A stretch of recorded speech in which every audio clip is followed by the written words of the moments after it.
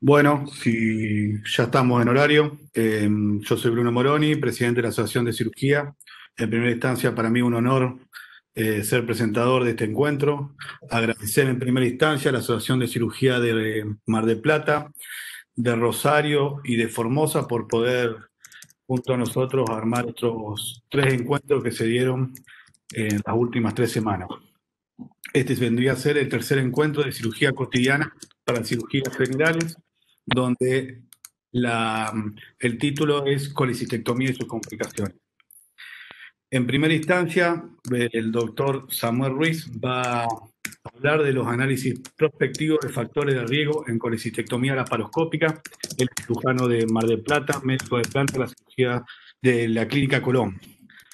Además, nos enteramos previamente que es el cumpleaños, así que felicitaciones al doctor Ruiz.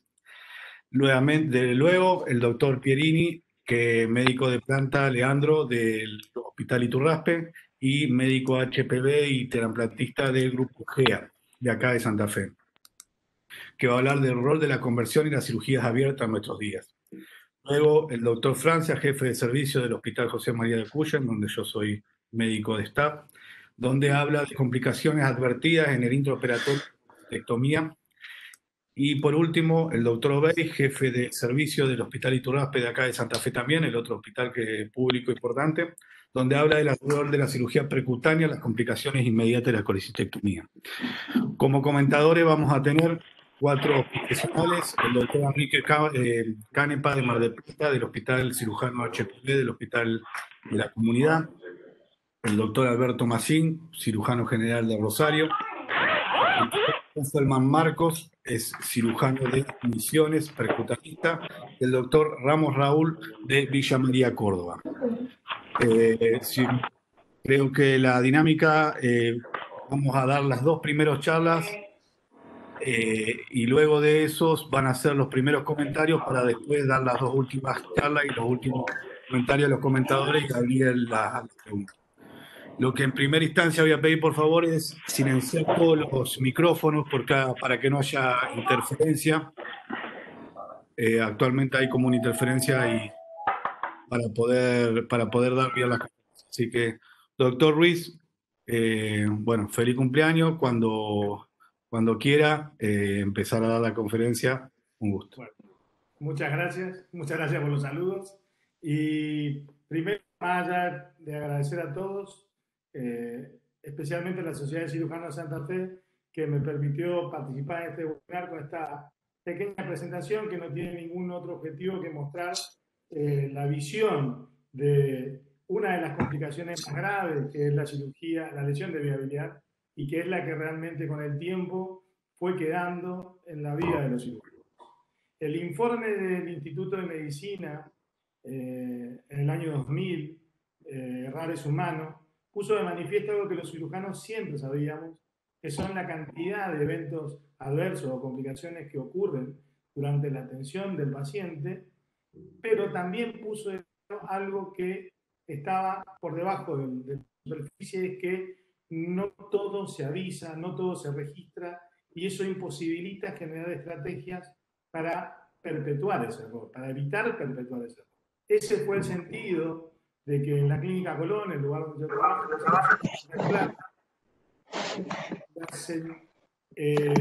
decidimos realizar un análisis prospectivo durante 2 años. Este grupo de trabajo, cuando yo ingresé, este grupo actual ha crecido, ha cambiado, no todo el trabajo.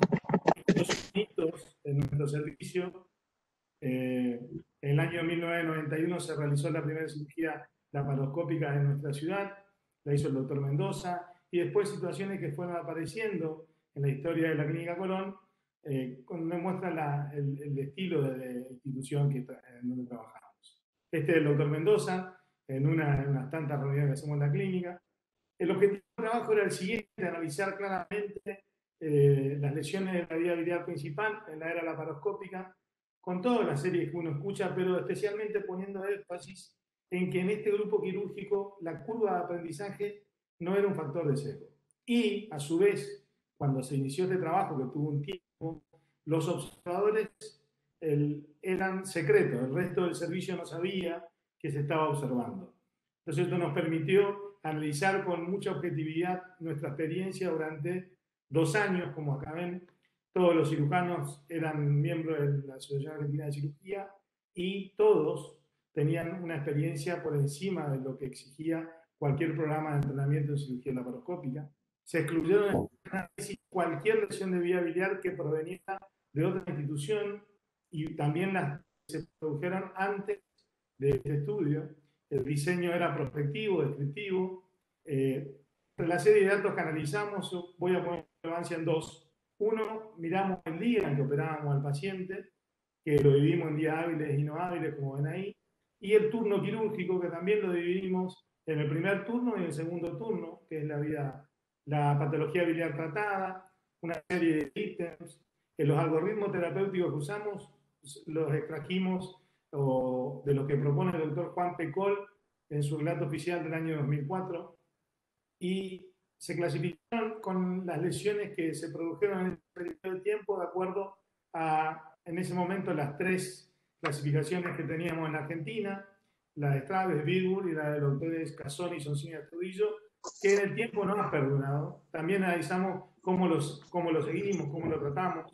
Esto para recordar el tipo de clasificación, la del doctor Bismuth, que es una clasificación ascendente, la de Straver, que viene a ayudar a la de Bismuth, la clasificación LIP, que tenía una estrategia muy interesante, pero que al final del tiempo no perduró o no se ha aplicado. Los análisis estadísticos se hicieron en el sistema de EPI6, la variable cuantitativa del chi cuadrado, cualitativa del chi y la cuantitativa del trade students, y estos fueron nuestros resultados. Se hicieron 816 procedimientos que requirieron colectomía, 16 exploración de vía biliar. De esas 16 exploraciones de vía biliar, 2 requirieron coledocotomía para resolver litiasis que no pudieron ser resueltas por la vía transística. Y del total, 8 de los 818 pacientes tenían litiasis insospechadas. El 20% de los pacientes tenía colecistitis aguda. La edad promedio de los pacientes tratados era 50 años y la mayoría era de sexo femenino. Con respecto al día, al turno, perdón, donde se operaron, la mayoría se operaron durante el primer turno quirúrgico. Los días fueron los días hábiles, la mayoría de los procedimientos.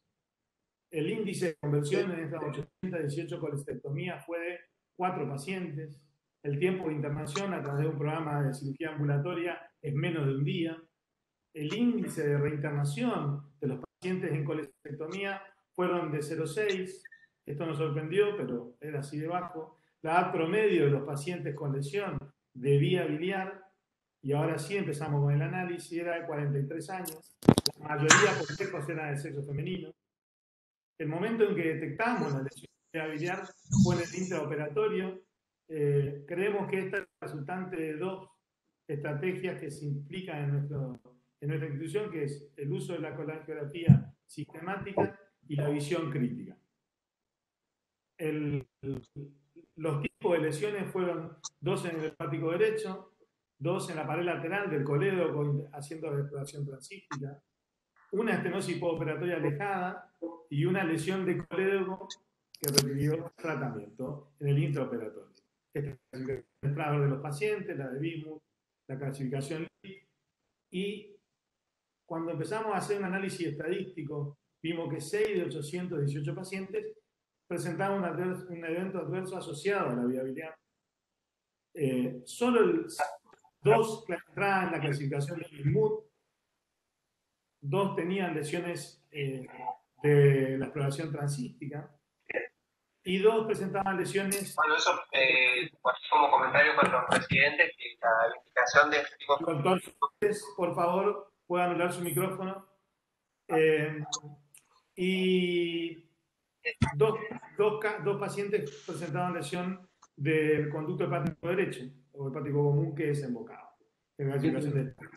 La patología biliar tratada en los pacientes eran la litiasis vesicular programada, y los otros 3 tenían colecistitis aguda o colecistitis crónica radiolizada más síndrome de Mills.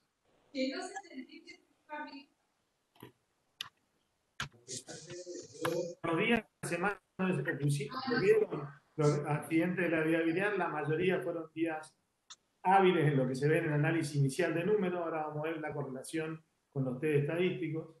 El horario de comienzos, la mayoría se produjo en el segundo turno. Y los tratamientos utilizados fueron hepatografía del hepático derecho, laparoscópica, relaparoscopía y hepatoanatomía 7, inflamación muy baja, colocación de Kerr laparoscópico en una lesión por la canastilla de Dormia, la conversión y hacer el mismo procedimiento de cirugía abierta, conversión y realizar un hepático de ayuno anatomótico, y en el caso de la estenosis dejada, una endoscopía retrógrada más la colocación de una prótesis biliar. El doctor Alejandro Sanguini, micrófono abierto, lo podría cerrar. Las maniobras auxiliares que requirieron nuestros pacientes para controlar en el postoperatorio la bilirragia persistente fueron 3. En estos casos se realizó papilotomía endoscópica y colocación temporal de endoprótesis. La mortalidad de la serie en general y también de las pacientes que presentaban lesiones de vía biliar fue 0, y el tiempo de internación, y ya permítanme marcar esto, pasó de menos de un día a 8 días promedio. El índice de reinternación de los pacientes que presentaron lesión de vía biliar fue de 33% después de tratada dicha complicación. El seguimiento en este momento era de 16 meses, hoy ha continuado, y la morbilidad que ocasionaron la resolución era una hiperamitasemia en la colocación de la endoprótesis y un coleperitoneo luego de la extracción del drenaje del Kerr a los 30 días, que requirió una nueva relaparoscopía. Este es el análisis comparativo entre las poblaciones que tienen colecistectomía laparoscópica y lesiones de vía biliar, y vemos que los datos que mostraron una P significativa. Doctor Ruiz. Y aunque el turno de cirugía no mostró, quedó en ese limbo que tiene entre el 0,05, el P y el 0,10, nos mostró cierta tendencia que probablemente aumentando el número nos hubiera mostrado una relación más clara estadística. Las conclusiones que pudimos extraer de esta experiencia es que las lesiones de vía biliar siguen presentes y están muy asociadas a los procesos inflamatorios. La realización en días no hábiles del procedimiento quirúrgico se presenta como un factor de riesgo, básicamente porque uno resuelve en esos días la patología aguda. Y los procedimientos mini-invasivos en nuestra institución fueron los que lideraron el abordaje terapéutico, solos o combinados. Claramente ha cambiado dónde se produce la lesión anatómica de la vía biliar en comparación con la era abierta. Esto no es una conclusión, sino es una necesidad. Toda la institución, cuando se presenta una lesión de vía biliar o una complicación, en este caso de la cirugía laparoscópica de la vesícula, o en cualquier paciente, se pone a disposición en pos de resolver un problema extremadamente complejo. Y quisiera nombrar, como para ir concluyendo, una frase que extraje del relato oficial del doctor Miguel Ángel Stati, que es del doctor Brecht, que realmente que define claramente por qué tenemos que hacer investigación. No es poner una puerta a la sabiduría infinita, sino ponerle un límite al error infinito que viene acompañando a la medicina desde siempre, y esto nos lleva a cada vez ir mejorando nuestra actividad. Como siempre, para concluir, invitarlos a suscribirse al canal web de la Sociedad de Cirujanos Mar del Plata, y permítanme recomendarles 3 webinars. Uno es seguridad en quirófano, que se hizo recientemente, otro de lesión quirúrgica de la vía biliar, un webinar donde el doctor Juan Pecol presentó toda su experiencia, y este webinar que no tiene sonido, que es Aprendiendo a Operar, es una muy buena experiencia de la clínica Pueyrredón de nuestra ciudad, en donde muestran con imágenes los pasos que uno tiene que ir haciendo cuando empieza a hacer colecistectomía. En el sentido para los residentes y para cualquier cirujano. La única recomendación bibliográfica que les voy a dar es esta. Este libro resume y nos permite un abordaje para manejar las situaciones complejas que significa una complicación de la cirugía biliar y de la cirugía abdominal en general. Y permítanme, como último, agradecerle a 3 personas que han implicado, cirujanos que han implicado fundamentos clave en mi vida. Una es el doctor Delfino, de Corrientes, jefe de cátedra de la universidad donde yo me formé, la Universidad Nacional del Oeste. Otro es el doctor Miguel Ángel Stati, jefe de servicio del lugar donde yo hice mi residencia, amigo y uno de los tipos a los que yo siempre consulto. Y por último, al doctor Juan Carlos Staltari, que es el jefe de servicio donde yo trabajo y compañero de todas estas aventuras. Así que muchísimas gracias y me pongo a disposición para cuando surjan las preguntas. Bueno, excelente, doctor Ruiz. Muy buen trabajo, realmente muy bien realizado. Bueno, por una cuestión de tiempo, no sé, Leandro, si querés ir compartiendo la pantalla, vemos la tuya y después terminamos hacemos los comentarios de las 2 charlas.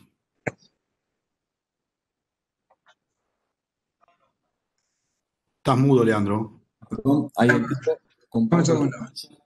Dame un segundo. Ahí está. ¿Me dicen si se ve? Sí, impecable. Bueno. Buenas noches a todos. Un honor, es un gusto estar. Agregar simplemente el agradecimiento a la Asociación de Cirugía Mar del Plata, de Rosario y de Santa Fe, a Bruno, por permitirnos hacer estos 3 webinares de lo que es la cirugía cotidiana. Especial también y aplauso a Boretti, al doctor Boretti, que fue un ideólogo de esto y que ayudó mucho a que esto haya sido una realidad. A mí me toca un tema un poco complejo, lo voy a tratar de hacer bien rápido, como para dejarle lugar a los doctores Francia o Bey, que nos van a dar cosas mucho más interesantes. Es simplemente ver en la actualidad, con la evolución de la colcistectomía laparoscópica, si la colcistectomía abierta ya está desterrada y qué pasa en la formación de los residentes o de los cirujanos jóvenes en la aplicabilidad de este método. Un poco de historia, simplemente ver cómo ha ido evolucionando el manejo quirúrgico de los elementos laparoscópicos, donde fundamentalmente a partir de la década del 70, de 1960, se produce un gran impulso de la cirugía laparoscópica, cuando el ginecólogo se asocia con el doctor y va desarrollando el instrumental que permitió realmente un desarrollo bastante rápido hasta pasada la década del 80 de la cirugía laparoscópica. Pero bien hay que decir que hasta finales justamente de esa década, en la década del 80, la colcistectomía era el gol estándar para el tratamiento de la litiasis vesicular y que era un procedimiento efectivo, con baja morbilidad y totalmente reproducible. Pero, sin duda, en 1985, a partir de la publicación del profesor Müller de Alemania, donde publica la primera colcistectomía videolaparoscópica, y también en nuestro medio, un cirujano que tenemos el gusto de haber escuchado en la primera charla y que está presente en este webinar, el doctor Aldo Kleiman de Entre Ríos, pero que bueno, actualmente se desarrolla en Rosario. Presenta su tesis en la Facultad de Medicina, que justamente era colcistectomía laparoscópica modelo experimental en ovejas. La presentó, fíjense cuándo, ¿no? Prácticamente con diferencia mínima en cuanto a la publicación de Eric Mew, y en ese momento cuando presenta justamente a nivel de los congresos argentinos, decían que la vesícula no podía ser sacada por un tubito. Sin duda la colcistectomía laparoscópica se introdujo y rápidamente se convirtió en el método de elección. Obviamente este crecimiento se basó en todas las ventajas que conocemos de la cirugía mini-invasiva, y en la actualidad el abordaje laparoscópico es el de elección, con un 95% de aplicabilidad en nuestro medio. Yo quería poner esta foto porque ustedes ven una foto de una colcistectomía abierta y hay unas canas ahí, y hoy día en nuestro hospital ustedes ven una colcistectomía videolaparoscópica, cirujano joven, médico de planta joven, con una naturalidad absoluta en el manejo laparoscópico. ¿Y qué pasó? La frecuencia en disminución de la colcistectomía abierta en la práctica clínica se refleja, por supuesto, en una reducción en las posibilidades de entrenamiento en un sistema de formación. Sin embargo, sigue siendo un procedimiento alternativo en la sala de operaciones en relación con la seguridad y el éxito en los casos que uno va a operar y que pueden sufrir complicaciones en el acto quirúrgico. Es decir, hoy día todavía encuentra un lugar de vulnerabilidad. La colcistectomía, perdón, doctor Nelson Gómez, puede apagar el micrófono. La colcistectomía, doctor Ruiz Guillermo, se reserva principalmente para los casos de la cirugía laparoscópica fracasa. Con la paradoja resultante, pocos cirujanos tienen la experiencia y la técnica requerida para los casos difíciles. Y eso es a partir justamente de la duda que me plantea hacer esta presentación. El resto es historia, todos sabemos la existencia abrumadora de bibliografía que nos permite, obviamente, aseverar que la cirugía colcistectomía laparoscópica es estándar, con trabajos prospectivos, analizados, comparativos, donde vemos la ventaja no solamente en la estadía hospitalaria, sino en la respuesta inmunológica del paciente. Doctor Nelson Gómez,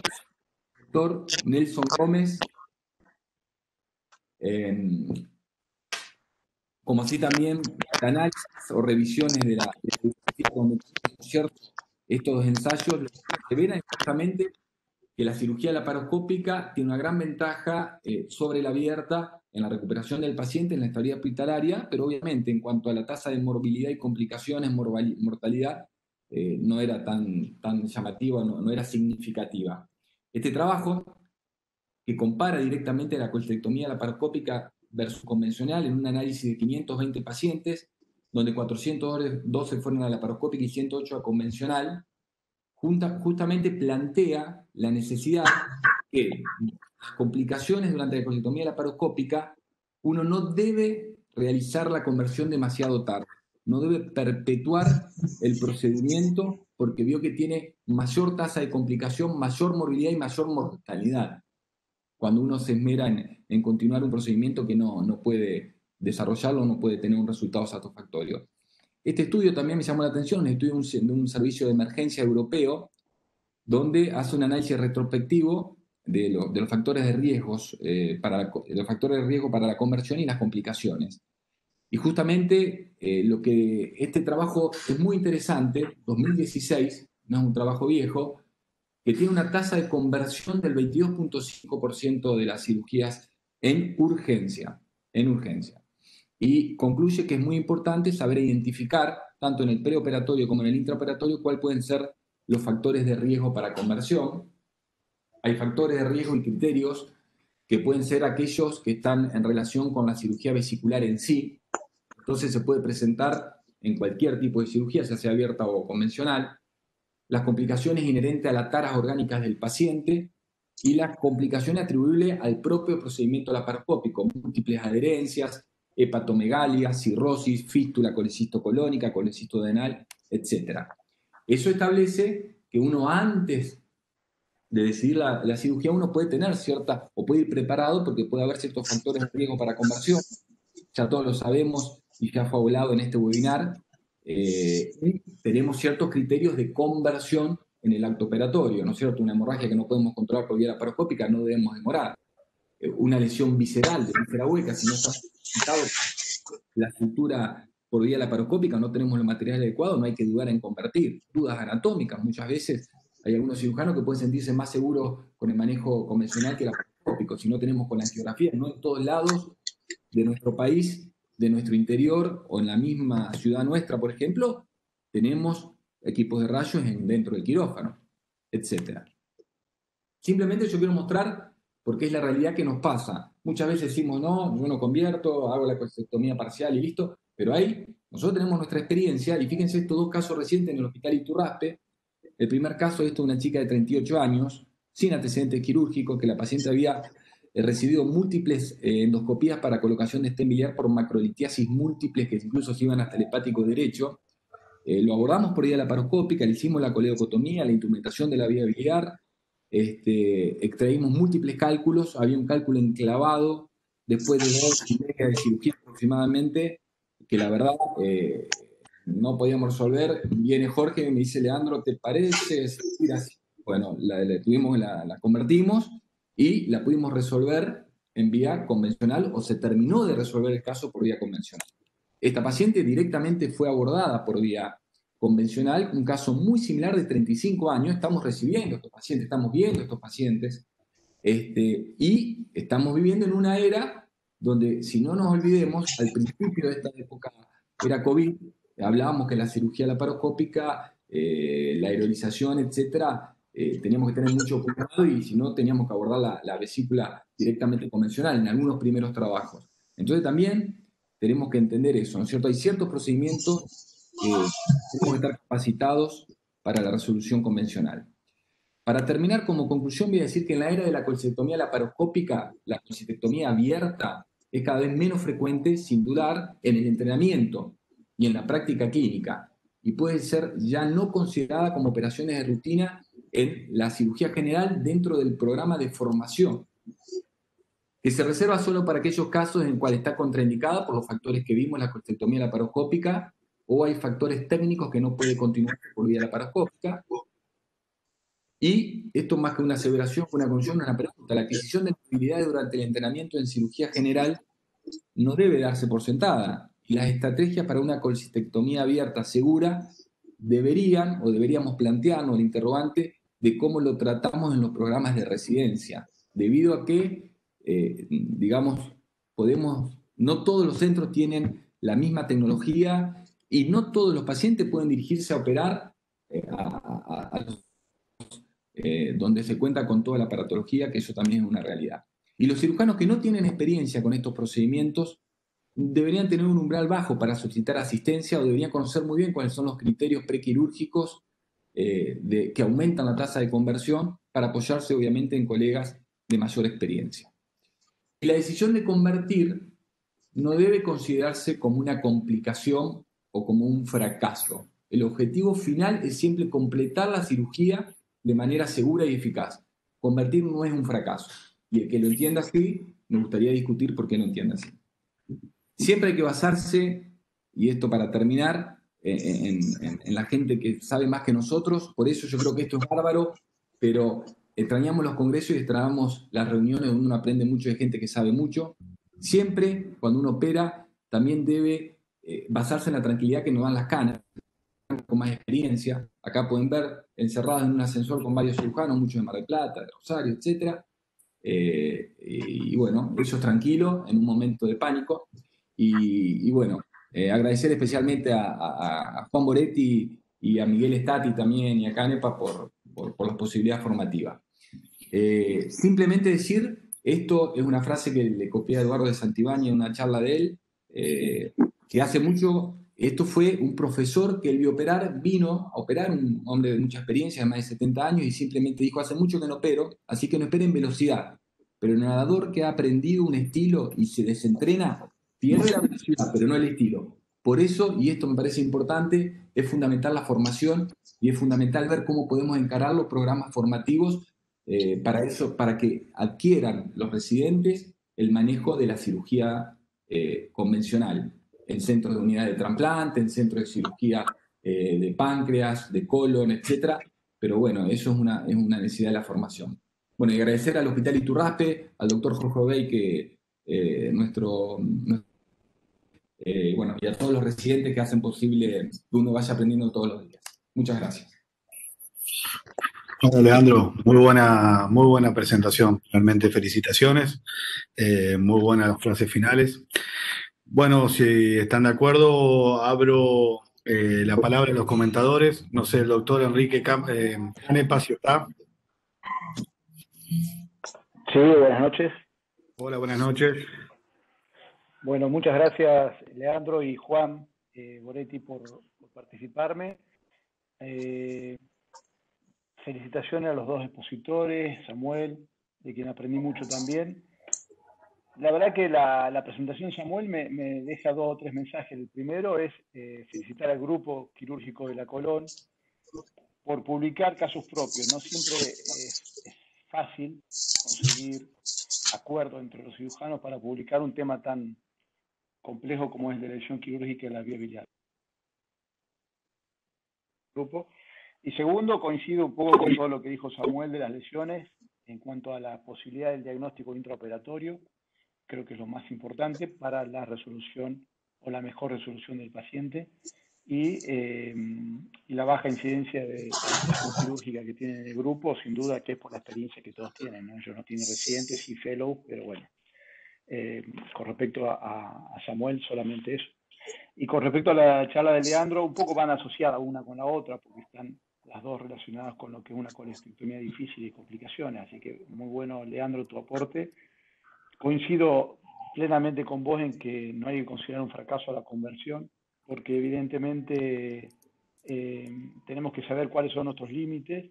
No sé si uno lo va a poder resolver muy bien convirtiendo cuando no tenemos experiencia en cirugía abierta, para los que no la tienen todavía quizás, pero por lo menos se puede hacer un mejor comercio tan seguro y tener el tiempo suficiente para llamar a alguien a que dé una mano o no seguir haciendo más daño en realidad.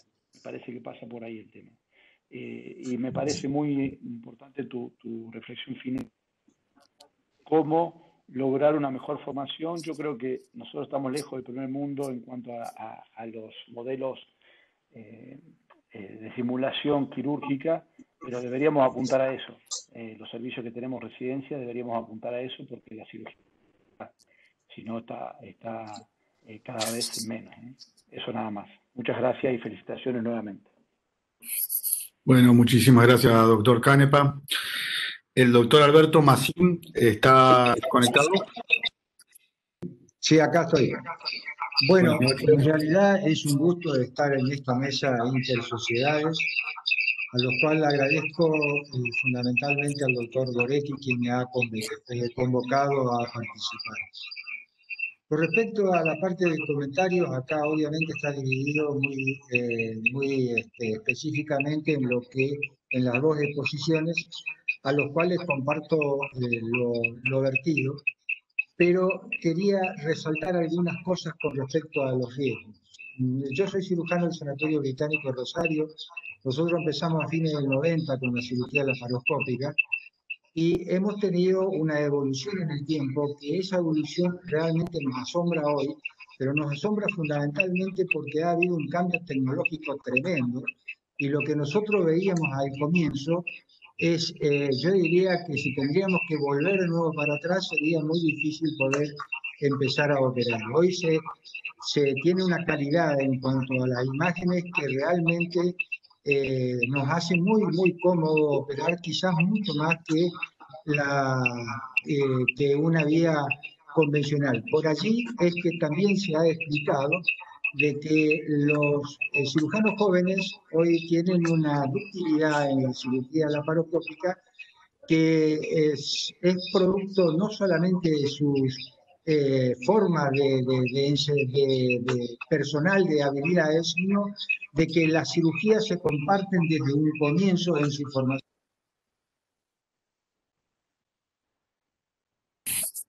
Doctor, Alberto se quedó mudo. Doctor. A resolver complicaciones que antes probablemente nos llevaban a una conversión, como lo ha dicho el colega anteriormente.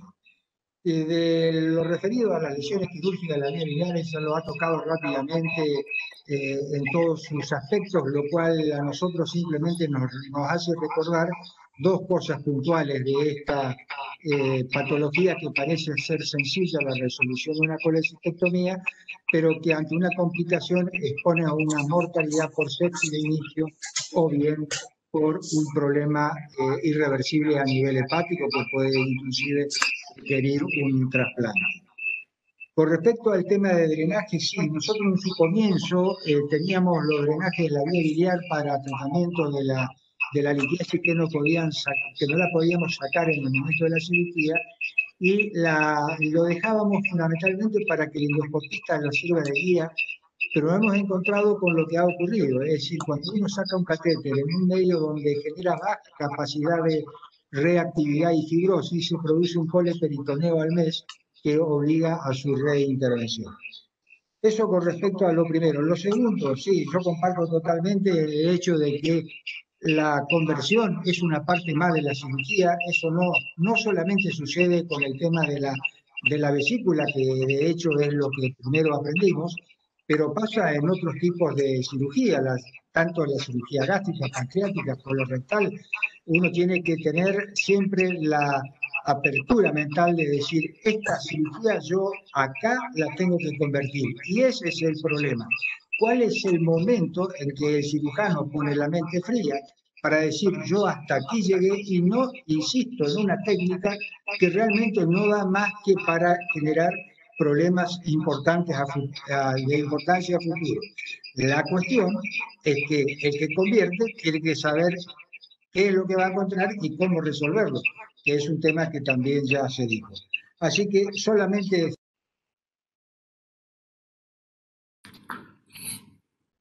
Doctor, está mudo. Bueno, ahí está. Hola, ¿se escucha? Sí, se escucha, ¿no? Sí. Bueno, muchas gracias, doctor Massim. Seguimos con los comentadores. El doctor Uferman Marcos, si está conectado. Doctor Uferman.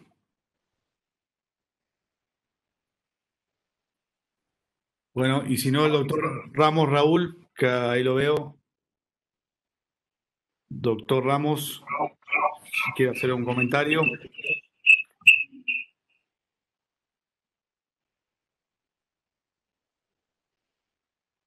Está con el silencio.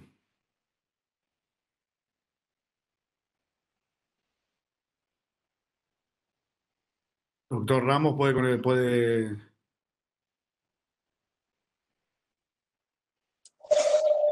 Ahora, ¿me escuchan? Sí. Tenía algún problema tecnológico. Bueno, muchas gracias por la invitación. Le agradezco siempre a los maestros de Mar del Plata y a los amigos de Santa Fe que nos dejen participar en el interior. La verdad que han dicho mucho de lo que yo tenía planeado comentar respecto de las presentaciones, que fueron muy buenas todas. A Samuel, la verdad que lo felicito, como dijo Enrique, como dijo Quique, la honestidad respecto a mostrar la experiencia en lo que se refiere a la lesión de la vía biliar, es muy importante.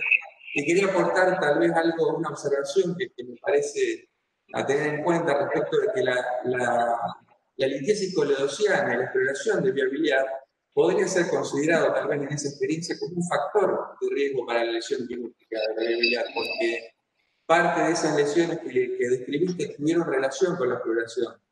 Me parece que tal vez podría ser considerado como un factor de riesgo. Respecto a la presentación de Leandro, sí es un tema bastante discutido siempre en las mesas de café respecto de la llegada, hasta dónde llegar con el tema de la cirugía convencional, en el entrenamiento, ya se va hacia la parte de la residencia y hacia dónde tenemos que llevar al residente en su aprendizaje.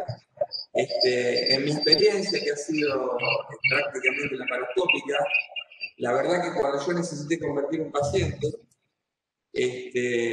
mi experiencia, mi trabajo en el hospital me dio ese aprendizaje en la cirugía convencional que me permitió salir de algún apuro. Por suerte, con la formación sólida que tenemos en la laparoscopía, las nuevas generaciones, es poco necesaria la conversión porque nos encontramos y nos sentimos mucho más cómodos utilizando la técnica laparoscópica en ese sentido.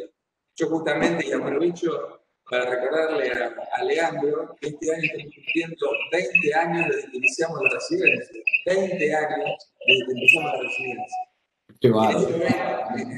En esos 20 años yo estuve haciendo un análisis de la base de datos y rondando las 1000 colecistectomías, tuve la necesidad de convertir solo en 4 oportunidades. Una por una lesión de vía biliar, lamentablemente, 2 por adherencias que eran impenetrables por cirugía previa, y la última por una hemorragia intraoperatoria que fue incoercible. Yo creo que tal vez sea la principal motivo de conversión. De todas formas, el aprendizaje dentro del hospital en la convencional me permitió solucionar los problemas que se plantearon en ese tipo de cirugía. no se puede renunciar y yo creo que tiene que estar dentro de un programa de educación de residencia la técnica convencional. En algún momento tal vez sea necesaria y tenemos que saber aplicarla. Yo creo que así funcionaría. Muchas gracias. Gracias, doctor Ramos.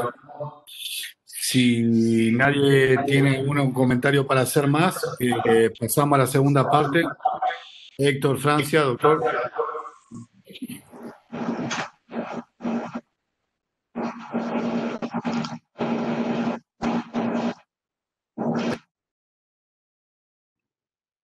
¿Puede compartir la pantalla, Héctor?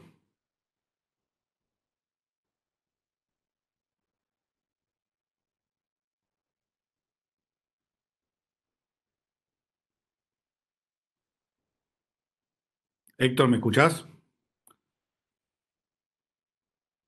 Estás en silencio.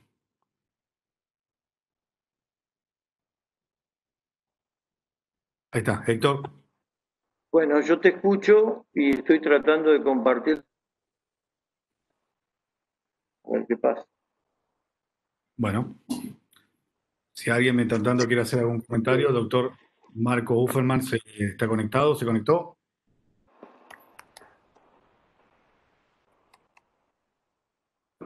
Permitime hacer un comentario. Sí, cómo no, Samuel.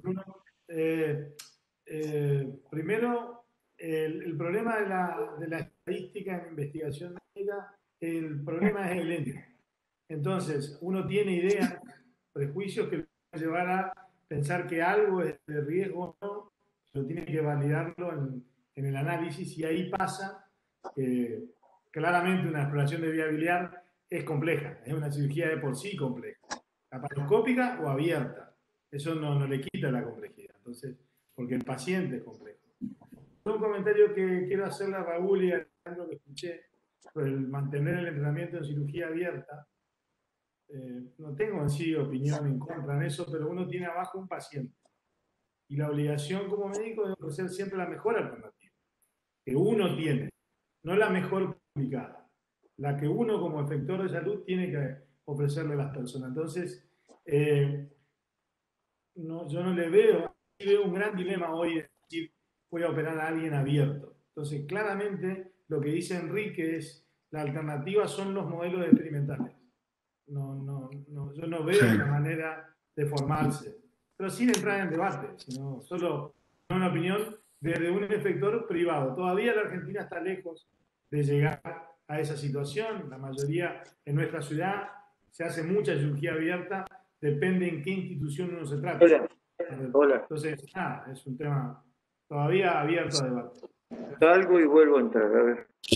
Sí, Samuel, acerca de lo que vos decís, justo está Julio Abda, en Francia. Uno lo que plantea es que el residente en la formación, por ahí uno tiene un centro de laparoscopía puramente, pero hacer revisión en unidades de trasplante, por ejemplo, pancreático, hepático, etcétera, donde te da el manejo, operar vesícula abierta para que aprenda. Eso jamás. Eso obviamente que no es buena práctica. Nada más. Sí, aprovechando también mientras Héctor se conecta y se desconecta. Bueno, está el doctor Guala también, que es el director de la carrera de posgrado de acá de cirugía. Alfredo, no sé si querés hacer un comentario con respecto al lugar en la formación de la colecistectomía abierta en la residencia o en la carrera de posgrado.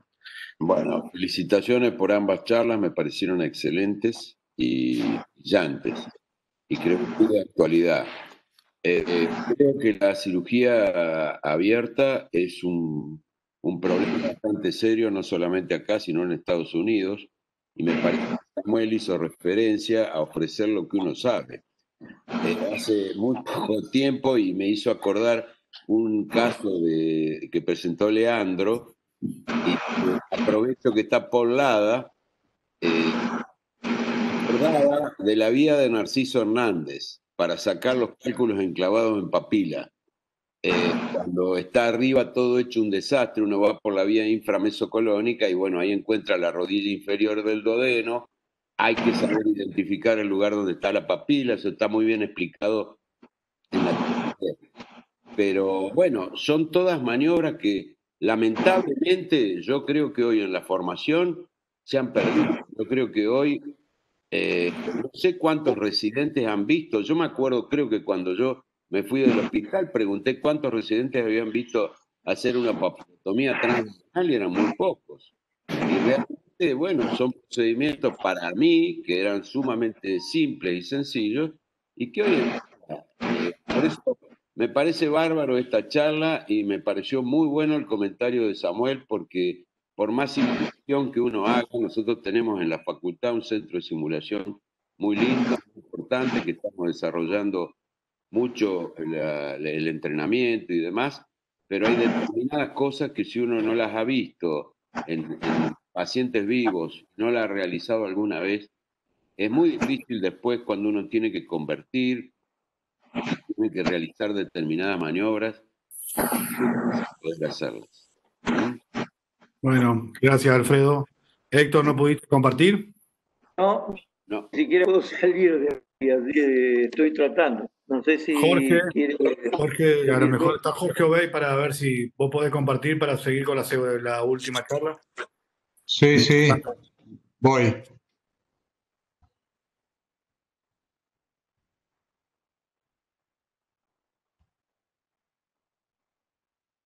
Ahí está, bien, Jorge.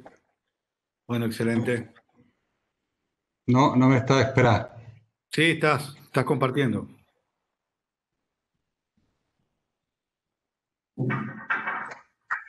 Un segundo. Estás compartiendo el escritorio, Jorge. Sí, por eso te quiero decir, déjame que corro esto. Jorge, Sí, tendrías abrí la charla, compartir, abrí la charla y después... ya está. Listo, estamos. Listo. Y no responde nada. Héctor, si ponete en silencio, por favor, así Jorge, mientras tanto va dando la conferencia. Bueno, ¿quedó? ¿Se ve? ¿Se ve? Sí, bárbaro. Bueno, buenas noches a todos. Quiero agradecer a la Asociación de Cirugía de Santa Fe, de Rosario, de Formosa y Mar del Plata por permitirme compartir con ustedes nuestra experiencia en cirugía percutánea en las complicaciones de la colecistectomía.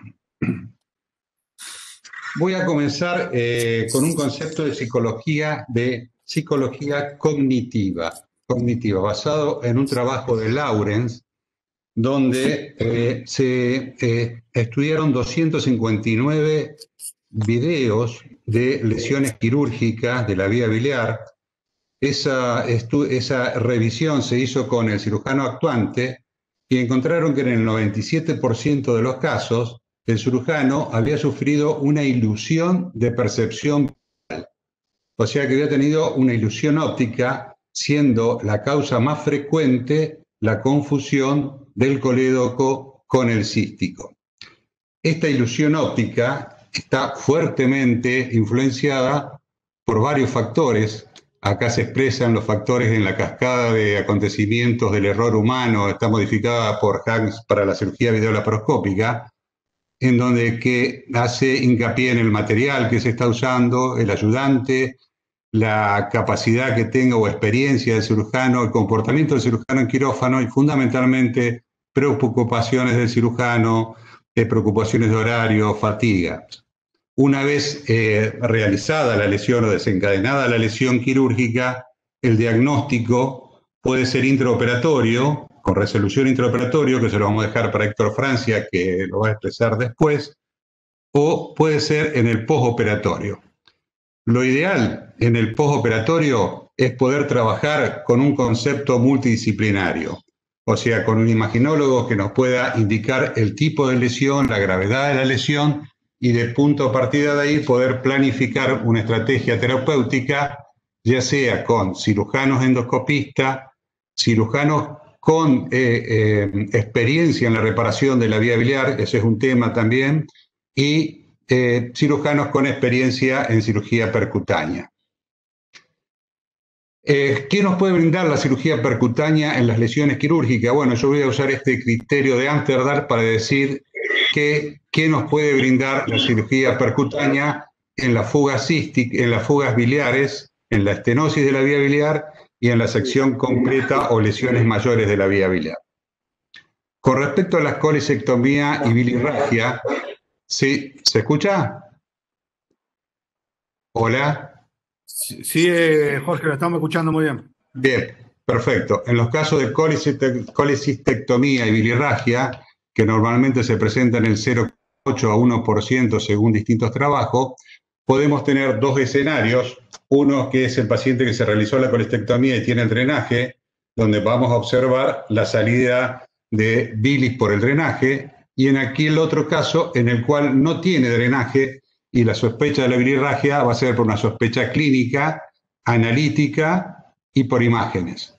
Y a su vez en esta situación tenemos dos situaciones diferentes. Si la bilis se colecciona tendremos un bilioma, que la primera elección indiscutiblemente es el tratamiento percutáneo, y si se difunde hacia toda la cavidad abdominal formará un coleperitoneo, en el cual la primera elección será la videolaparoscopía para hacer un lavado profuso de la cavidad y drenar la cavidad y eventualmente poder solucionar la causa de fuga biliar. Y vamos a ver más adelante que hay indicaciones específicas para el drenaje percutáneo del coreperitoneo. Sea cual sea la causa o la forma en que se realizó el drenaje de la bilirragia, si la fístula persiste más de 48 a 72 horas, previa resonancia magnética con la angiografía por resonancia magnética nuclear, permita ver la indemnidad de la continuidad de la vía biliar, el tratamiento es endoscópico. Ya lo mostró Navarrete, persistencia de más de 72 horas de bilirragia, hace la CEPRE, hace que baje el gradiente de diferencia entre el colédoco y el duodeno y cede la bilirragia. Ligurilla lo presentaron y Costamaña en el 2000, dije que la causa más común de la bilirragia es del conducto cístico y en una frecuencia bastante significativa va acompañada de litiasis coledociana. ¿Cuándo hacemos tratamiento percutáneo del coleperitoneo? Acá tenemos la imagen de una paciente joven, francamente distendida. Fíjense que se borran los bordes costales, con una incisión pequeña, con un tubo de drenaje que ya no está más, distendida, hipotensa, taquicárdica, febril. Para no sumar más estrés, o sea, no sumar el estrés quirúrgico, el estrés ya existente de la paciente al CIR ya existente, decidimos hacer un drenaje percutáneo con múltiples catéteres con anestesia local. Estos drenajes se van agotando, en este caso específicamente se fueron agotando, persistiendo el del hipocondrio derecho más allá de las 72 horas, por lo cual hicimos una colangiografía por resonancia magnética y en la colangio pudimos ver un lito distal en el colédoco y una fuga a través de un canalículo aberrante. Procedimos a hacer el tratamiento endoscópico. Fíjense en la imagen de la izquierda, donde se ve el lito en forma distal, se ve la fuga a través del conducto aberrante y se ve el catéter del drenaje percutáneo que persistía en su débito. Se hizo la papilotomía y con esto pudimos resolver la bilirragia. A diferencia de este otro caso, que es un paciente también joven, pero de pocas horas de evolución, donde la imagen se ve hemodinámicamente compensada, donde las imágenes se ve que hay un coleperitoneo, se hace la intervención videolaparoscópica, se hace el lavado de la cavidad abdominal y donde se puede observar una gran lesión de la vía biliar. En el extremo inferior se ve el cístico con el colédoco en paralelo y hacia la parte superior se ven las dos boquitas de los hepáticos derecho e izquierdo, en el cual se decide hacer un lavado de la cavidad con drenajes. A la imagen de la derecha inferior van a ver después la colangiografía con el tubo de drenaje con la salida de bilis. La paciente se compensó y después se llevó a otro tiempo en el tratamiento quirúrgico con un hepático yeyuno anastomosis. Conclusiones: el coleperitoneo post-colestectomía, la relaparoscopía con o sin conversión, con lavado profuso es la indicación y con posibilidades de intervenir sobre el sitio de la lesión. Y en pacientes clínicamente complicados, creemos que el drenaje percutáneo múltiple es el indicado, ya que tiene baja mortalidad, anestesia local y no suma más CIR al CIR por el cuadro infeccioso del paciente. El drenaje percutáneo es eficaz en el tratamiento de las colecciones biliares localizadas o generalizadas. Las bilirragias autolimitadas solo requieren drenaje percutáneo. Las fugas persistentes requerirán tratamiento multidisciplinario, endoscópico, percutáneo y quirúrgico. Y con respecto a la estenosis de la vía biliar, la estenosis parcial de la vía biliar, sin duda el tratamiento de elección es el tratamiento endoscópico, con colocación de stent la mayor cantidad posible que el diámetro de la vía biliar permita, pero tenemos casos en el cual la endoscopía no puede franquear el stop en su tercio superior. Acá nosotros realizamos una colangiografía, una transparito hepática derecha, y se ve el stop a nivel del tercio superior. Se ven 8 clips colocados en la zona. Eso habla de la gravedad o de la dificultad que tuvo el cirujano para realizar la colestectomía. Y se ve en la imagen superior izquierda que pasamos la guía, y la guía pasa directamente a cavidad abdominal.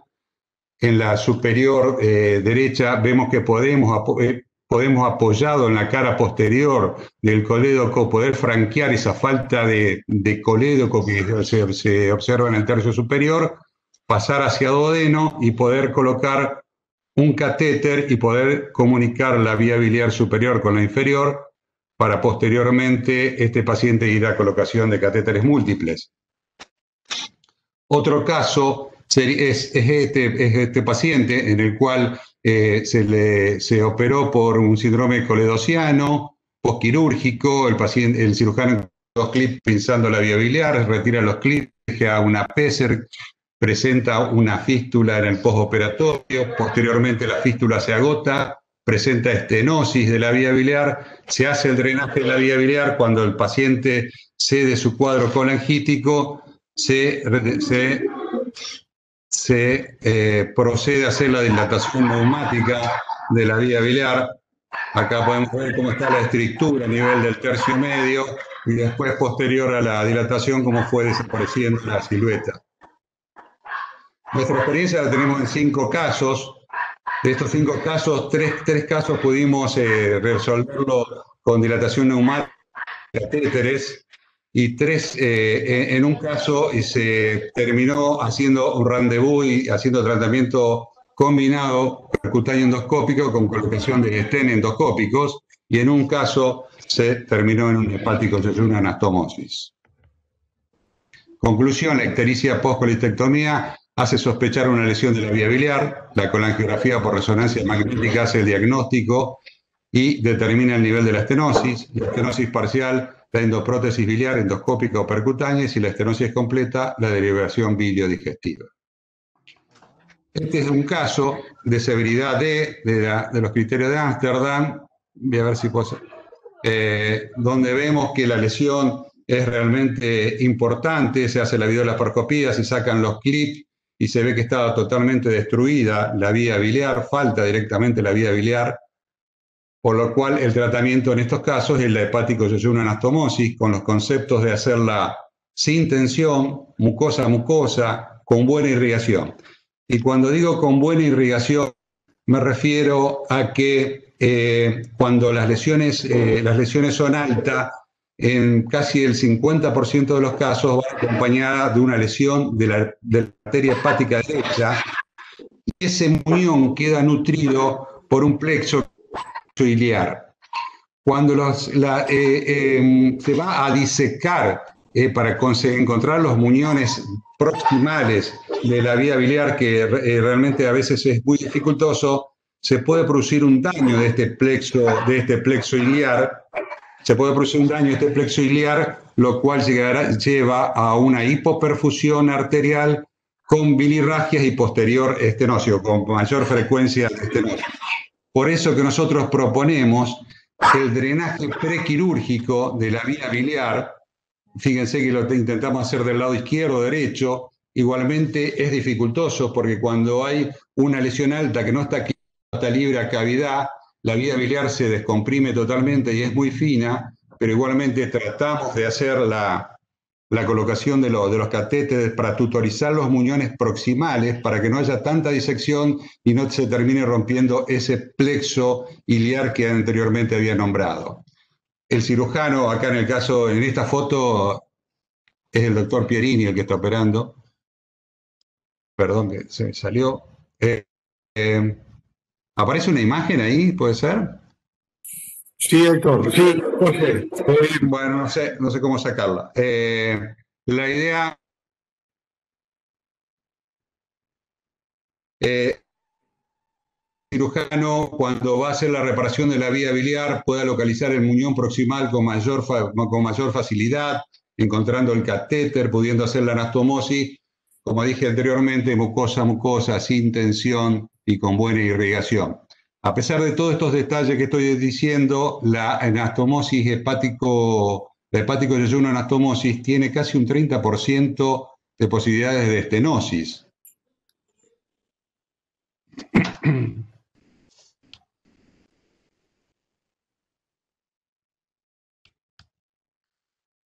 Bueno, me quedo trabado. Jorge. Sí. Se escucha todo, ¿eh? ¿Cómo? Se escucha. Sí, pero para que... Ahí está. Se había tildado. Bueno, como decía, realmente, a pesar de todos los recaudos que uno puede tomar, la posibilidad de estenosis del hepático-yeyuno está dentro del 30%, y ese 30% normalmente, o el 80% de estos pacientes se presenta dentro de los primeros 5 años.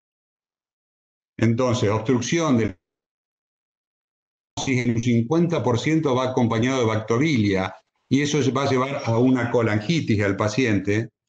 La colangitis que va a poder ser de leve, moderada o grave según el compromiso de distintos órganos. Por lo cual, nosotros la propuesta desde el punto de vista percutáneo es el drenaje de la vía biliar para el tratamiento de la colangitis en forma conjunta con la antibiótico terapia específica, según hemocultivo y cultivo de la bilis, y posteriormente, de seguida a su cuadro infeccioso, proceder a la dilatación de la vía biliar, que de paso hacemos dilatación neumática, y en los casos que no tengamos los resultados que pretendemos, tenemos como opción la dilatación percutánea sostenida con catéteres múltiples para llegar a tener un calibre mayor de la boca anastomótica. Nosotros tenemos una experiencia en los 10 años de 18 casos. En los 18 casos hemos aplicado todas las variantes de tratamiento percutáneo para la estenosis de la hepático-yeyuno, y en ninguna oportunidad hicimos reintervención por estenosis de la hepático-yeyuno. Reintervención quirúrgica, quiero decir, reanastomosis. El seguimiento lo hacemos desde el punto de vista clínico, laboratorio e imágenes. No pretendemos la excelencia, sino lo que pretendemos es tener una evolución buena, o sea que el paciente no tenga síntomas de colangitis, que puede presentarse con fosfatasa alcalina, pero sin imágenes de obstrucción de la vía biliar. Para terminar, quiero presentar un caso clínico en el cual hemos usado todas las variantes de que nos pueda brindar la cirugía percutánea. Este es un paciente joven que es derivado del interior, con un bilioma a nivel epigástrico. Se le hace el drenaje del bilioma, vemos que persiste la hemorragia más allá de 72 horas, van a ver allá en la colangiografía superior izquierda, donde se ve el catéter de drenaje epigástrico y una disociación de los dos hepáticos de una lesión. Como dijimos, tratamos de hacer el drenaje prequirúrgico con antelación. Pudimos hacer del lado derecho y el lado izquierdo era muy fino, no lo pudimos hacer. El cirujano, vuelvo a repetir, el doctor Pierini, acá hace la hepático-yeyuno anastomosis en un terreno realmente difícil. El paciente persistía con un cuadro de ictericia que no tenía que normalizar, hacer la angiografía a través del catéter de protección y vemos que no se nos pintaba el árbol izquierdo, por lo cual sí, ahí ingresamos por el lado izquierdo, que ya tenía mayor calibre, mayor dilatación, para tratar de unir o reubicar esa vía biliar dentro de la anastomosis. Por suerte pudimos lograrla, dejamos 2 catéteres en paralelo y posteriormente hicimos la dilatación sostenida con catéteres múltiples. Esto que lo hago así en un resumen fue realmente larguísimo de evolución. El paciente se fue de alta, actualmente está en seguimiento, está con los catéteres múltiples y sigue todavía en control. Quiero dos palabras, quiere decir, quiero hacer una mención especial a un amigo, al doctor Ángel Pierini, un gran amigo que me avaló para poder desarrollar la cirugía percutánea. Muchos de los casos presentados fueron tratados en forma conjunta con él. Él aportó su gran experiencia en la reparación de la vía biliar. Así que públicamente, gracias, doctor Pierini. Muchas gracias a todos. Jorge, muchísimas gracias. Muy buena presentación. Héctor, ¿estás? Voy a ver, vamos a ver si podemos.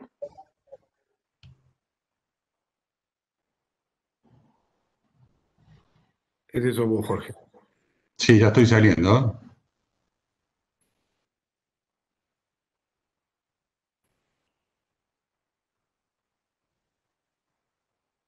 Héctor.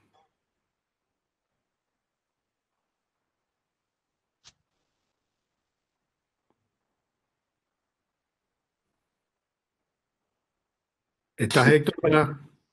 Yo estoy, pero estoy teniendo problemas nuevamente. Bueno, porque no, me dijo Alfredo que te lo pasa el Alfredo Campos. Bueno, pero espérame un minuto porque lo vi al PowerPoint, pero... Bueno, tranquilo. Bruno, perdón, hay una pregunta, fíjate, para Jorge Obey, ahí en las preguntas, si los pacientes le administran ácido uso desoxicólico rutinariamente en estos pacientes que tienen estrechez de la vía biliar. No, ¿se me escucha? ¿Se me escucha? Sí, se te escucha. No usamos el ácido urso desoxicólico, ya está, no hay vale el uso del ácido urso desoxicólico como prevención del cuadro obstructivo de la hepático anastomosis. Bien. Ahí, mientras tanto, también hay un comentario del doctor Carmaniak. No sé si, Alberto, querés comentar un poco de lo que hablamos de las colecistectomías con respecto al lugar que cada uno tiene. Alberto, ¿me escuchás? Sí. ¿Comentarios sobre lo que uno está haciendo actualmente? Sí, en el comentario ahí en el chat que pusiste. Bueno, en verdad, nosotros cuando comenzamos hacíamos el abordaje laparoscópico siempre fue desde el comienzo a todo paciente independientemente de las características clínicas que tuviera. Obviamente que en el intraoperatorio muchas veces que hubo que recurrir a situaciones como cirugías como la de Pribrance para tratar de evitar el abordaje a nivel del cilindro, que siempre era nuestro fantasma. Y en su comienzo, en verdad, uno se pegaba mucho a lo que era el bacilete y no se progresaba hacia abajo. Al contrario, en la medida que eso fue evolucionando en el tiempo, hoy uno hace un compartimento por disección de los conductos para tener una claridad absoluta de dónde vienen y especialmente que no haya un conducto posterior que desemboque en un cístico que pudiera ser realmente una complicación severa. Con respecto al uso de colangiografía intraoperatoria, no la hacemos en forma rutinaria. Sí hacíamos exploraciones biliares en el comienzo, que ahora no es tan frecuente que la hiciéramos. Eso requiere también de un equipo de aparatología e instrumentación importante para poder ver desde un coledocoscopio a canastillas, en fin, hay que tener un armamentario completo para poder realizar una exploración adecuada. Así que en línea general hemos tenido muy baja incidencia de lesiones quirúrgicas de la vía biliar importantes, sobre todo sí hay algunos conductos de Lucas, pero en verdad no han sido tan de tanta jerarquía y las que hemos tenido se han resuelto por el... Gracias, doctor. Muy buena. Doctor Carmaniak, quiero comentar lo que comentó en el chat de las colecistectomías de la urgencia? Gracias, gracias. No sé si los demás lo están viendo, no sé. Alberto, ¿me escuchás? No se te escucha, Sí. está con... Ahí, sí. Escucho, escucho. Sí. Me parece que hay dos Alberto, por eso... Perdón. No, pero también los dos porque los dos tienen... Bruno, muchas gracias y está todo muy lindo. La presentación es excelente.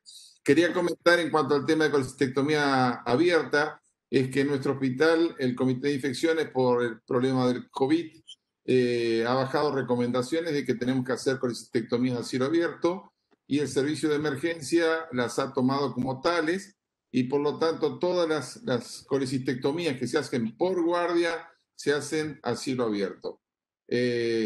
Por supuesto, es discutible, pero nos allegamos a lo que nos está recomendando la infección. Así que en los últimos meses hemos hecho bastante colecistectomías convencionales y bueno, era comentar esto nada más. Muy bien, gracias, Héctor. Bueno, Héctor, no sé si ya más o menos arreglar. No sé si me escuchan, ¿no es cierto? ¿Me Te escuchan? escuchamos bien, Héctor. Bueno, ahí creo que logramos arreglar el problema. En primer lugar, quería agradecer a la Sociedad de Cirugía de Mar del Plata, la de Rosario, la de Santa Fe, por esta invitación a presentar un poco qué es lo que hacemos nosotros, ¿no es cierto? ¿Se escucha bien? Sí, doctor Massín, ¿puede ponerlo en silencio porque hace eco? Sí. Gracias. Muy bien. Nosotros, cuando hablamos de complicaciones de la cirugía laparoscópica, ¿no es cierto?, o de la videolaparoscopía, tenemos que tener en cuenta algunos de estos principios generales. Si bien las complicaciones son pocas, ¿no es cierto?, a veces algunas pueden ser devastadoras, ¿no es cierto?, como ven ustedes en el slide, porque realmente en algunas ocasiones han comparado producir una lesión quirúrgica de la vía biliar con injertarle al paciente una enfermedad maligna, y eso realmente es realmente devastador. Nosotros creemos que el reconocimiento y el tratamiento inmediato de las complicaciones advertidas durante la operación hace que el procedimiento pueda mantenerse como un procedimiento seguro, ¿no es cierto? Y por otro lado, también pensamos que el cirujano no debe dudar en convertir a la laparotomía ante cualquier complicación mayor. Recién estaban hablando de una hemorragia, no hay que demorarse o no hay que dudar porque eso puede traer complicaciones más graves para el enfermo, ¿no es cierto? Por otro lado, también debo decir que este tipo de paciente, como vemos aquí, no voy a poner el video porque a lo mejor tenemos dificultades, pero este tipo de pacientes donde la vesícula no tiene ningún inconveniente inflamatorio, se ve el colédoco, hasta podría decirse que se ve la arteria cística, no son los pacientes que vemos nosotros habitualmente. Póngalo, doctor, póngalo, doctor. Está bien. Nosotros tenemos un 78% de colecistitis aguda en nuestra consulta y casi un 43% son cirugías dificultosas o colecistectomía dificultosa. Tenemos, como siempre, lista de espera en los hospitales y bueno, esos son los pacientes que habitualmente tratamos. Así que para que un residente vea una colecistectomía de este tipo, o tiene que ir al medio privado, o como hacíamos antes de la pandemia, ir a algún hospital periférico en donde sí se tratan pacientes de forma temprana. En este sentido de analizar la seguridad para evitar las complicaciones, tampoco vemos, no podemos hacer mucho la visión crítica de seguridad. No sé si el doctor de ahí, Martín, puede apagar el micrófono. Bueno, esta visión crítica de seguridad de ver la mayoría de las veces con la colecistitis aguda, con el proceso inflamatorio, con los pedículos acortados, con el meso corto, tenemos dificultades para poder usarlo como elemento de seguridad, aunque lo usamos siempre. Lo mismo pasa cuando tenemos la colecistitis y en este caso la posibilidad de hacer una cirugía en menos, ¿no es cierto?, como está estipulada en este momento, y las opciones que tenemos para nuestros médicos es hacer una colecistectomía parcial o una colecistectomía allopribra o una colecistostomía, siempre con la premisa de que no siempre una colecistectomía completa es lo más seguro, ¿no es cierto? Al mismo tiempo, desde hace un año,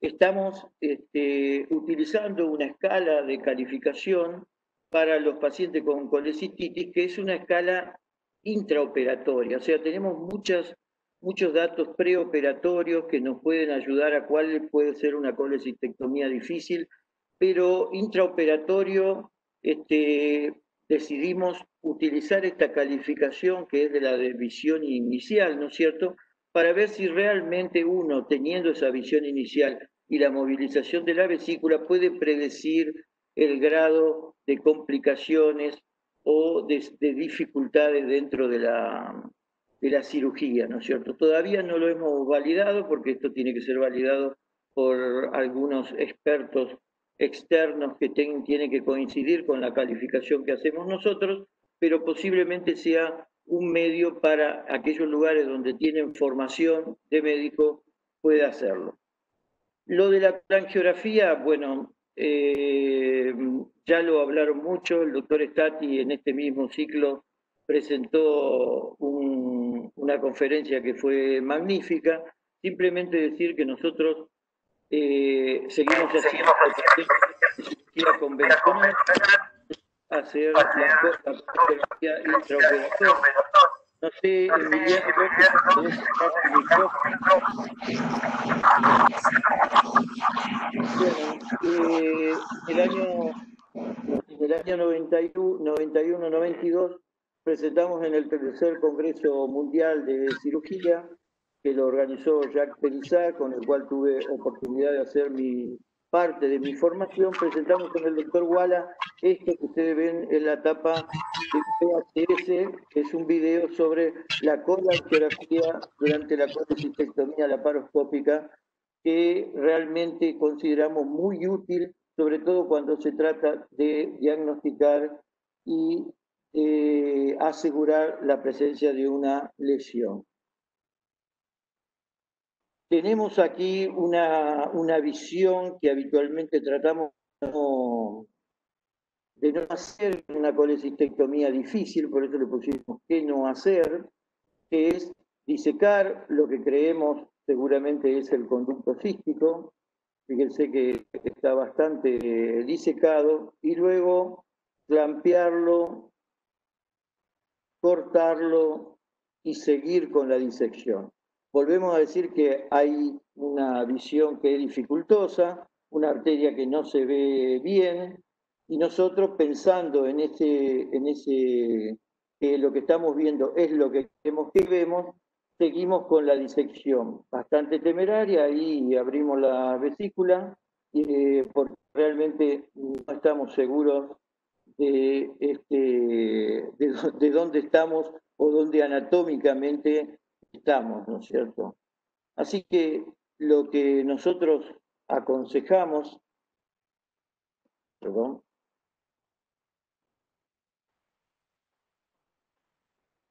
lo que nosotros aconsejamos es justamente esto, que es ante una colecistectomía que aparentemente tiene sus dificultades, ¿no es cierto?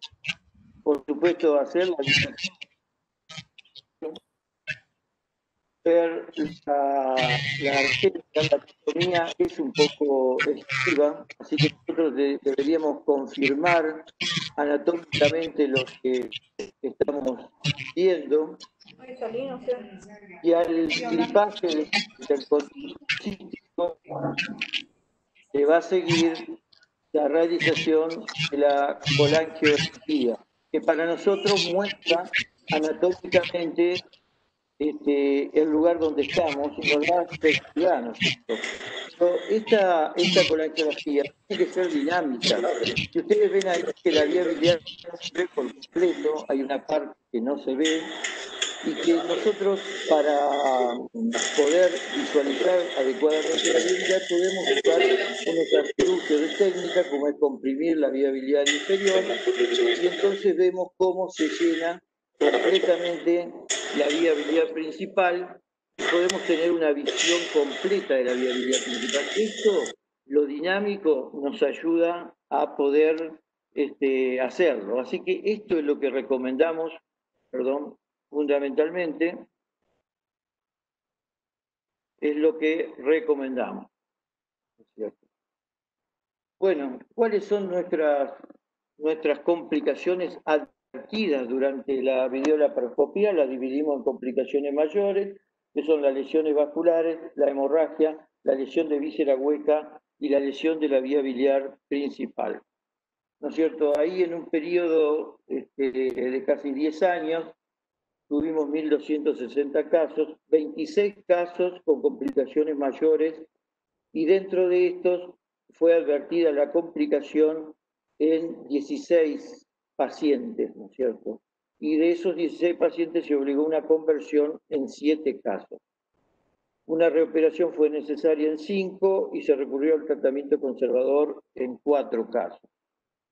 Dentro de estas complicaciones ocurrieron 5 lesiones de la vía biliar principal.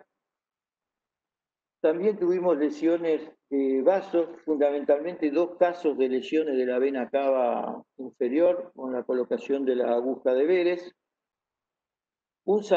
Sangrado del lecho vesicular en 10 casos, ¿no es cierto? Un caso de bilirragia, una lesión de colon, una lesión de intestino delgado y 4 bilomas postoperatorios.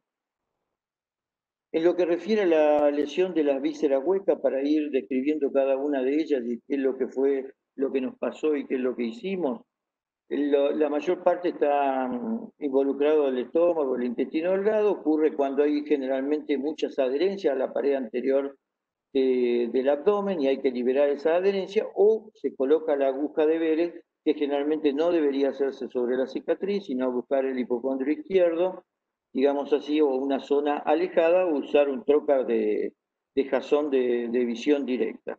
Tuvimos 2 lesiones, una advertida, que fue reparada intraoperatoriamente, y otra lesión que no fue advertida y terminó apareciendo como una fístula sobre el ombligo y después hubo que reoperar al enfermo. Está un poco acelerado el video, no es que operemos tan rápido, pero fíjense en ustedes la cantidad de adherencia que hay ahí y la lesión que se está produciendo en este momento en el colon.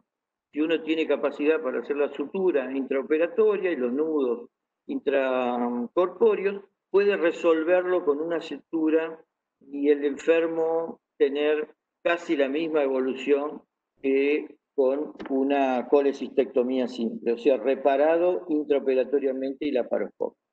El problema es cuando estas lesiones no las advertimos, ¿no es cierto? Tuvimos lesiones vasculares mayores, como ven ustedes ahí. Tuvimos 2 lesiones de la vena cava por introducción de la aguja de Veres. También hay que tener cuidado con la introducción de los trócares, ¿no es cierto? Hay que hacerlo con mucho cuidado. Si bien esta complicación es muy poco frecuente, fíjense en ustedes que puede ser mortal. Eso nos pasó a nosotros, las 2 lesiones fueron vistas intraoperatoriamente. El problema radicó en que, como generalmente ocurre un hematoma retroperitoneal, una de ellas fue advertida en primera instancia y convertido el paciente irreparada, y la segunda se demoró por la presencia del hematoma, no fue advertido rápidamente, se siguió con la cirugía y el enfermo después se descompensó y fue en ese momento cuando fue reintervenido. Uno de esos enfermos, que es este último que estoy comentando, falleció. En cuanto a las hemorragias, habitualmente son debidas a la arteria cística y al sangrado del lecho vesicular, ¿no es cierto? Nosotros tenemos un bisturí de argón, pero la verdad que lo usamos poco. Y lo más importante es detectar a la arteria cística, poder sostenerla y luego cliparla, ¿no es cierto? De ninguna manera hacer esto que vemos hacer aquí, que es, bueno, tratar de quemar, no identificar bien claro a dónde está y no tomar a la arteria, sino que colocar clip sin ver o sin haber detenido el sangrado, o con la compresión o con una pinza, de modo tal que es bastante temerario y puede llevar a otras lesiones asociadas. Nosotros tuvimos 10 pacientes con hemorragia de la arteria y del lecho, y 2 tuvieron que ser convertidos porque no se podía cohibir el sangrado, ¿no es cierto? Las lesiones de la vía biliar ya la hablaron y la hablaron mucho, ¿no es cierto? Para nosotros representó el 0,6% de los casos. Tuvimos 4 bilomas que fueron tratados con drenaje percutáneo, un paciente con coliperitoneo por falla del cierre del conducto cístico y un paciente con una ictericia postoperatoria que fueron tratados por relaparoscopía, ¿no es cierto? El conducto cístico fue clipado previa colangiografía y el paciente que tenía un clic colocado en el colédoco fue retirado el clic y afortunadamente no tuvo mayor complicaciones ni estenosis seguidas en el tiempo. Sí tuvimos 3 lesiones de la vía biliar principal mayores, una lesión lateral de la vía biliar principal que fue convertida y tratada, ¿no es cierto?, con drenaje y cierre o sutura, y tuvimos 2 resecciones de la vía biliar principal, fundamentalmente por confusión del conducto cístico, pensando que era el conducto cístico y era el colédoco, entonces se confundió el colédoco con el conducto cístico y se hicieron resecciones de la vía biliar principal. Se descubrió intraoperatoriamente por la presencia de bilis, por supuesto, y con la realización de la colangiografía. Podemos ver aquí un video donde perdón, vamos a ver si funciona porque hay, donde nos va a mostrar fundamentalmente el accionar, o sea, se colocan los clips sobre lo que se cree que es el conducto cístico, sin hacer la colangiografía.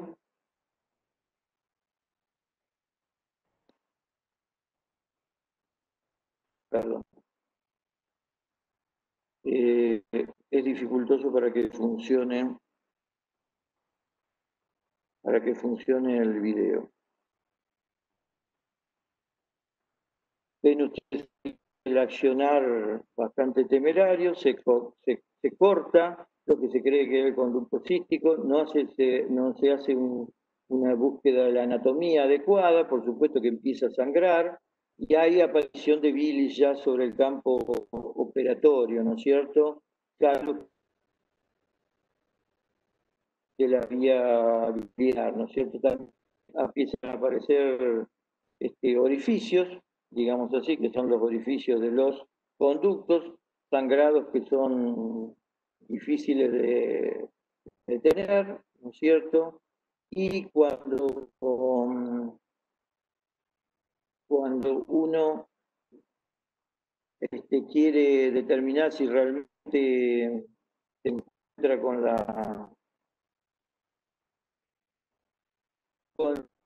debilidad de la vía biliar, hace una colangiografía por uno de esos orificios que ve y evidentemente lo que encuentra es esto.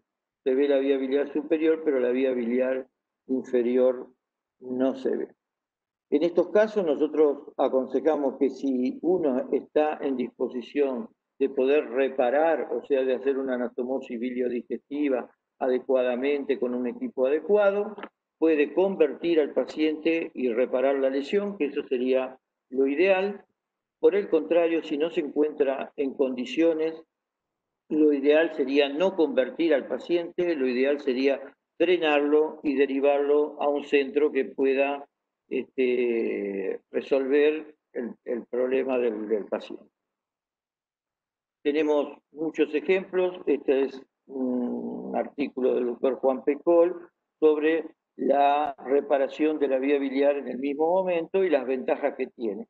Aquí hay ventajas económicas, pero evidentemente hay ventajas de todo tipo. Ahora bien, si uno no está en esa disposición de resolverla en ese momento, lo ideal es que lo derive, digamos así, en forma inmediata y a un centro drenándolo y a un centro que pueda resolverlo, ¿no es cierto? Bueno, terminado un poco con estas complicaciones, bueno, tenía para mostrarles otras complicaciones que son poco frecuentes, ¿eh? Y que me parecieron interesantes, que no es que nos ocurrieron a nosotros, sino que es una presentación,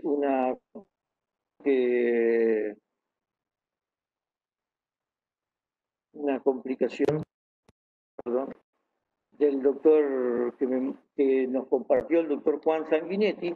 Ven ustedes en una radiología rutinaria, al hacer la colecistectomía, él nota que una de las pinzas tiene un formato bastante extraño, ¿no es cierto? Cuando saca la pinza, ve que le falta una porción de una rama de esa pinza, ¿no es cierto? O sea, estaríamos en presencia de un cuerpo extraño que no se veía en ese momento durante la laparoscopía y que, bueno, después con radioscopía pudo afortunadamente encontrarlo. Una complicación que nosotros consideramos casi inexistente, pero evidentemente a través de todas estas comunicaciones uno puede dar cuenta de que existen, ¿no es cierto? Y habrá que tener en cuenta también a las pinzas, porque podemos olvidarnos una rama o una parte y después tener muchas complicaciones, ¿no es cierto? Así que para terminar, sobre las complicaciones advertidas, diría que, bueno, no hay que afrontar un caso con predilección clara de dificultad sin elementos o sin experiencia. No comenzar si todo no está chequeado. Es muy importante chequear que ande todos los elementos porque después tenemos dificultades con el funcionamiento y no lo tenemos chequeado anteriormente. No avanzar si hay una clara dificultad, o sea, poder hacer gestos en menos. No realizar pasos ni reconocimiento, sin un reconocimiento anatómico, digamos, no seccionar si realmente no estamos seguros en dónde se encuentra la vía biliar, ¿no es cierto?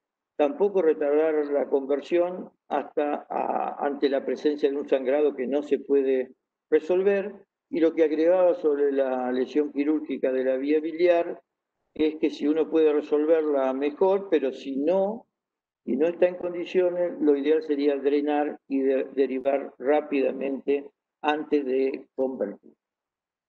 Bueno, muchas gracias. Con eso he terminado. No sé si todos me escuchan. Sí, Héctor, bárbaro la charla, te escuchamos muy bien, muy buena y gracias por la presentación. La presencia de videos es la que retardó un poco todo esto, pero la verdad que sin mostrar es difícil a veces de explayarse en lo que nos pasa todos los días, porque esto es cirugía cotidiana. No, se vio muy bien y realmente fue claro todo lo que presentaste. Bueno, si el doctor Canepa está por ahí todavía, ¿quiere hacer algún tipo de comentario? Sí, buenas tardes. De nuevo, muchas gracias por darme lugar a comentar. Doctor Francia, doctor Obeid, excelentes las presentaciones. Doctor Francia, la verdad que los videos que mostró fueron excelentes. Empezamos por el suyo, que fue el último.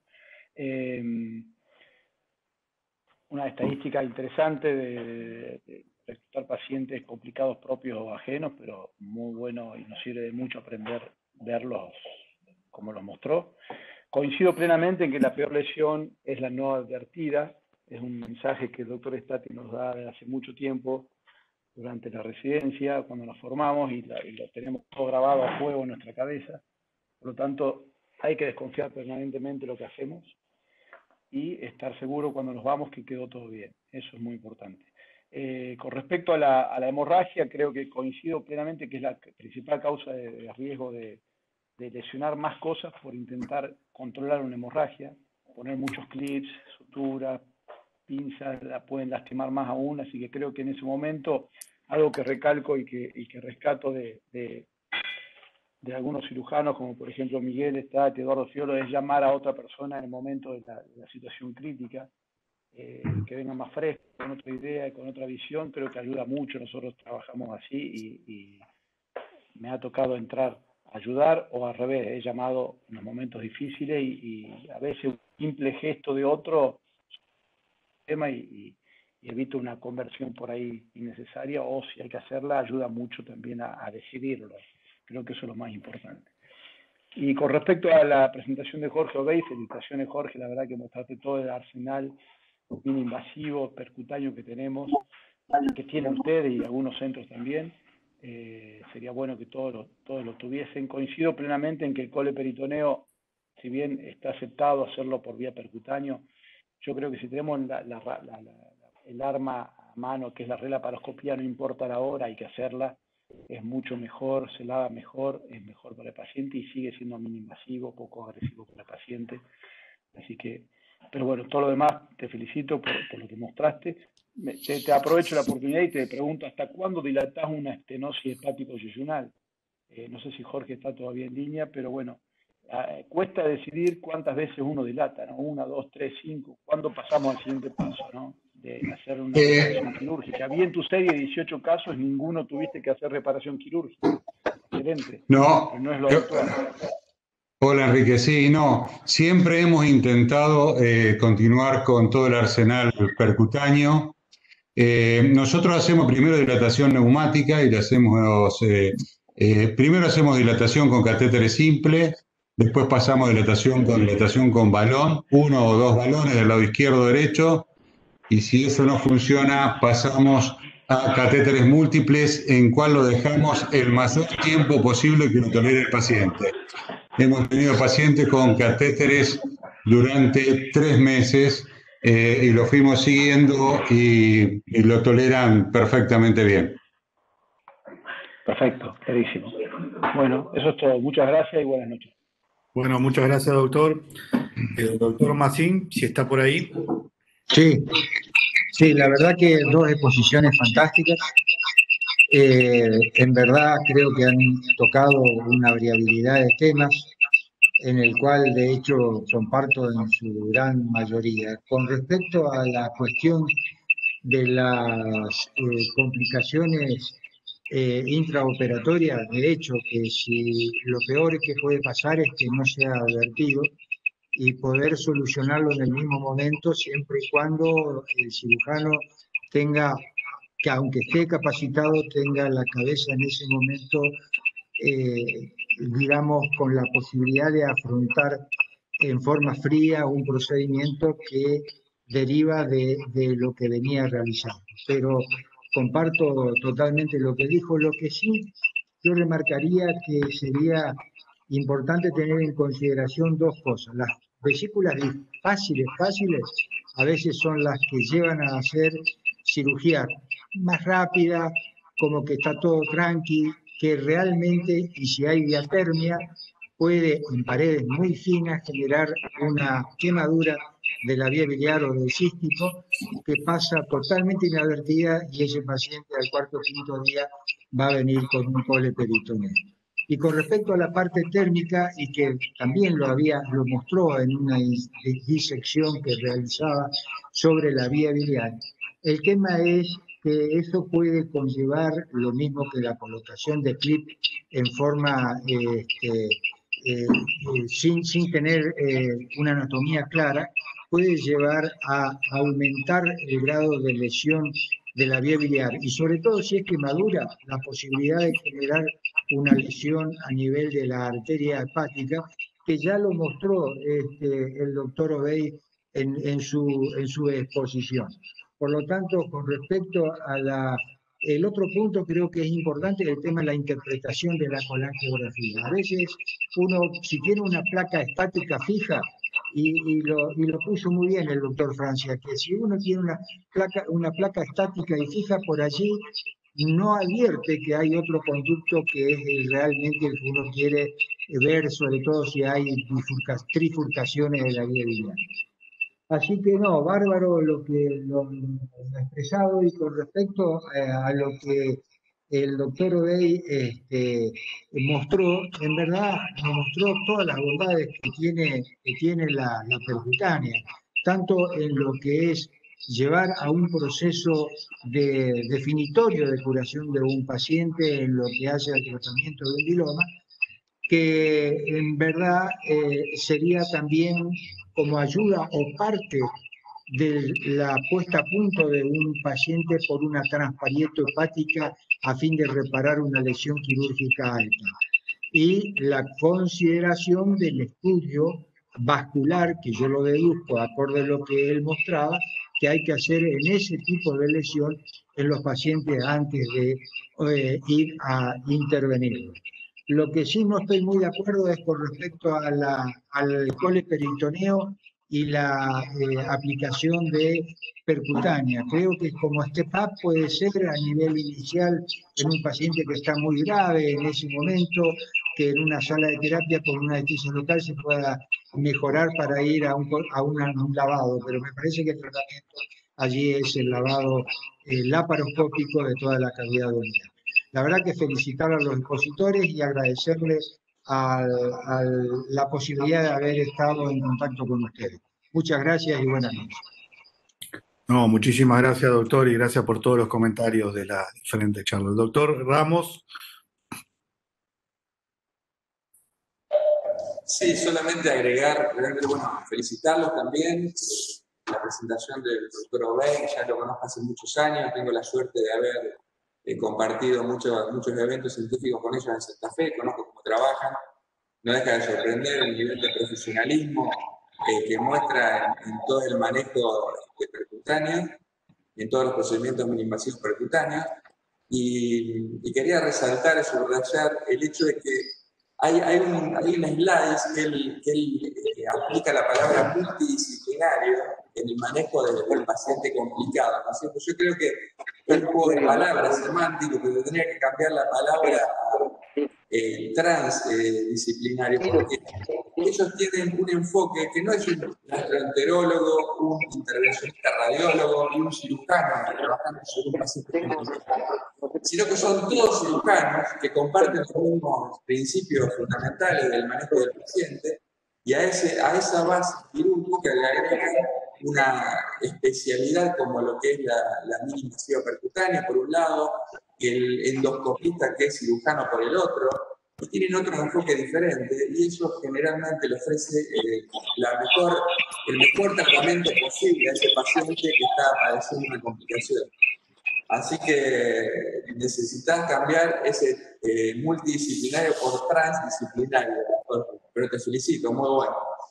Y respecto de la presentación del doctor Francia, vi casos muy interesantes, la verdad que la casuística es muy buena y muy detallada respecto de los manejos y de los tratamientos, pero coincido en general que identificar la complicación en el intraoperatorio, por supuesto que genera todos los beneficios posibles para el profesional y para el paciente, tanto en una resolución intraoperatoria como en una contemporización para resolverlo en un momento más adecuado, ya sea por cuestiones anatómicas, por cuestiones propias del paciente o del médico que no está en condiciones. Y también ahí pone en juego, en nuestra era laparoscópica, volviendo un poco atrás con el tema de la conversión o no, pone en juego el entrenamiento, la pericia, la habilidad del cirujano, que si está entrenado en laparoscopía y tiene todos los argumentos para actuar sobre una complicación, es decir, el manejo de la sutura, el juicio respecto de si colocar más cóscares para separar o nuevos ayudantes, Y también el recurso, como subrayó el doctor Canepa, de un cirujano también experimentado, que con una mente más fresca, a veces no viciado del drama de una complicación, nos ayuda en la resolución definitiva del cuadro y seguramente nos va a sacar bastante estrés y responsabilidad en ese momento tan difícil. Yo comentaba de las conversiones mías, una de las conversiones fue una lesión de vía biliar y la verdad que no pude seguir adelante en esa cirugía. Tuve que dar un paso al costado y un compañero pudo resolver definitivamente el problema que se había generado y yo actué solamente como un ayudante, pero la verdad que no me sentía en condiciones. Y es un ejemplo de una situación que se puede dar y que la ayuda y la visión crítica de un colega, compañero experimentado nos puede dar una gran mano. Así que bueno, no queda más que felicitarlos y agradecerles por la participación y estos pequeños y humildes aportes. Gracias. Bueno, muchísimas gracias. Bueno, entonces agradecer a todos, que podamos seguir realizando estos eventos en conjunto, donde cirujanos de diferentes lugares del país podamos compartir nuestras experiencias. Me parece que es una muy buena opción. Esta vía que realmente nos estaba facilitando en algunas cosas, y bueno, y a veces las complica. Pero desde ya muchísimas gracias a todos los participantes, a los expositores, a las asociaciones que participaron. Muchas gracias y si no, damos por terminada la